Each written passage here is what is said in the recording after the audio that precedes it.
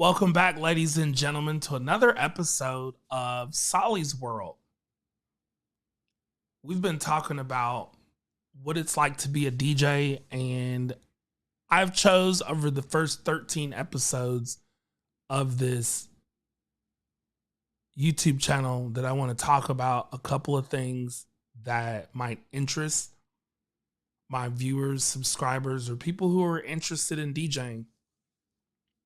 So, is DJing expensive? That's kind of the thing that I want to touch on a little bit on this video. Now let's get into it. DJing can be expensive depending on what your goals are. The first thing that I would do is I would get out a sheet of paper if I'm somebody that wants to get into DJing, or somebody who DJs like maybe at a club where the club already has their own gear and they want to maybe branch out into other venues.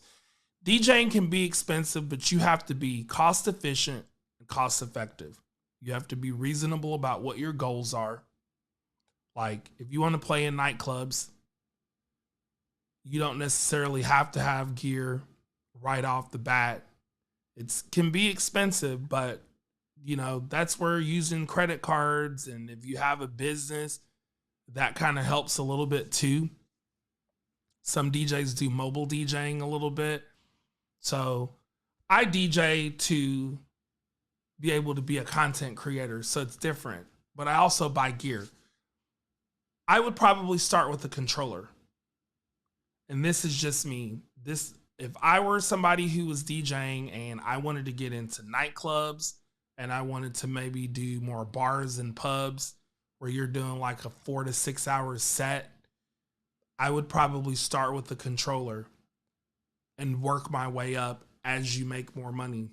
The thing about DJing, most people, it's a hobby to them or it's a part-time job.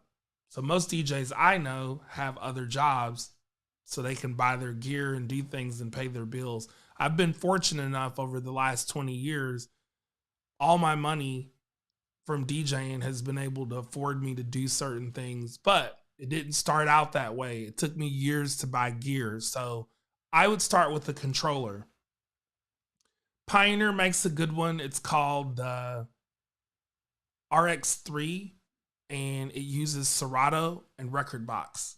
They have one called the XDJ, and I'm going to try to flash some images up here where you guys can see them, or either at the end of the video. But I would start with something that uses both softwares such as Serato and Record Box to get started. Turntablism is good. Should you start with turntables? It just depends on what you can afford. Most turntables, really good ones, are going to start anywhere from $500 up to $1,000. When you get into CDJs, which is what is kind of the club standard at a lot of nightclubs like CDJ 3000s, it's $2,500 for just one player. So you got to look at what can you afford, what can you do credit wise and things like that, and kind of work your way up to what gear you want.